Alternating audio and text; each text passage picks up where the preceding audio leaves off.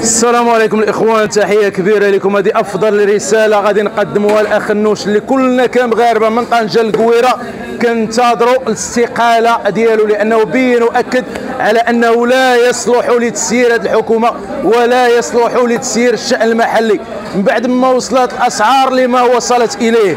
العجيب والغريب في الامر هو ان مطيشه في دوله مصدره لهذه المنتوجات الفلاحيه، كما كنعرفوا بان المغرب دوله فلاحيه. مطيشه في المغرب دايره 12 درهم مع هذا رئيس الحكومه اللي كنعرفوا بانه المهيمن على المحروقات واللي كيسرق في جيوب المغاربه عبر الزياده المهوله في اسعار المحروقات امام انخفاض عالمي. وكذلك اليوم الشعب المغربي ينهب ويسرق في جيبه مع واحد الماده اللي كاينه ومتوفره في المغرب واللي كنصدروها.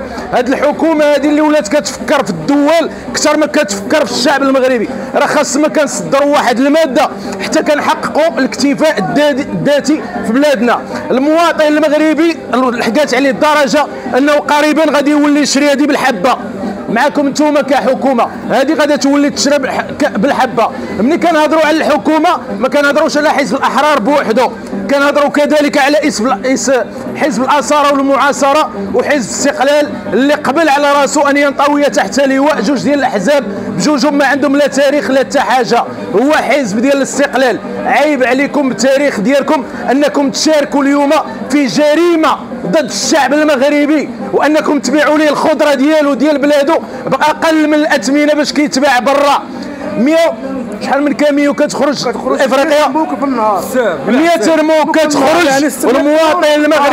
والمواطن المغربي معكم نتوما كيشري الخضره ديال بلادو غاليه. كذلك الشناقه اللي قتلوا سوق الجمله بدون مراقبه وبدون محاسبه، لاننا في بلاد كنعرفوها مزيان ما فيهاش المحاسبه والمراقبه الا الدراوش هما اللي تبنات على قبلهم السجون، هما اللي الا مشى تخون باش ياكل يوكل وليداته يمشي للحبس، بينما المسؤولين ما كيمشيوش للحبس. والعيب والعار هو انه كيترأس مجلس النواب متهرب من الضرائب الطالبي العالمي، انسان متهرب بما يزيد على المليار وكيترأس مجلس النواب. راه عيب هذا الشيء، راه عيب يولي واحد خاون الدوله وكيترأس مجلس ديال النواب. عيب. راه نعطيوكم واحد المثال غادي نقهروكم غادي نضروكم. تركيا اردوغان المثل الاعلى للشرفاء في العالم كيفاش رد بلادو وانتم جهلتوا هذا الشعب وكتزيدوا تفقروا. نتمناو كمغاربه انه يكون شي تدخل من الملك. المحاسبه ما بغيناش هاد الناس توقيف ولا خاصهم المحاسبه وخاصهم يدخلوا للحبس كيف ما كيدخلوا الدراوش.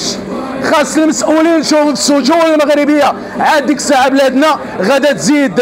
اما ما حد درويش كيخلص كيمشي للحبس وما حد هما كيسرقوا وكينهبوا وما كيتحاسبوش وكيتم الاعفاء ديالهم، باقي ما كاينش تغيير في هذه البلاد. تحيه كبيره لكم الخوت. شكرا اخويا الله يحفظك. بارك الله.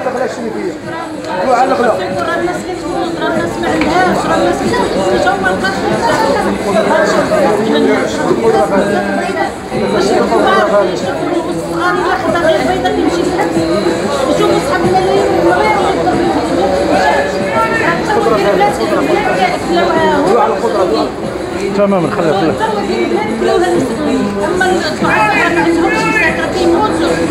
تماما تماما. رجع عندي جلالة الملك باش هو يدخل في هذه المسألة هذه ويوقف هذا الشيء اللي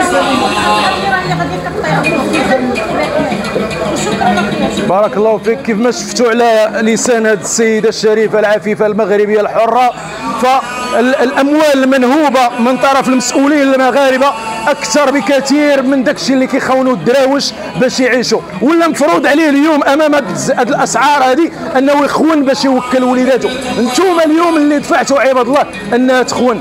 ما ننساش نوجه واحد التحيه لكل الشرفاء المغاربه والصحف والجرائد الالكترونيه اللي تكلمت على هذا الموضوع. ولا تحيه للمعارضه المغربيه، المعارضه اللي ما بقات كتسوى حتى شي حاجه امام اخ النوش.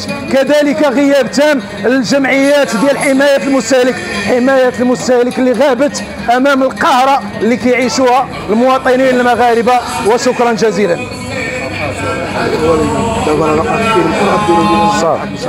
صافي مرحبا. شكرا اخويا.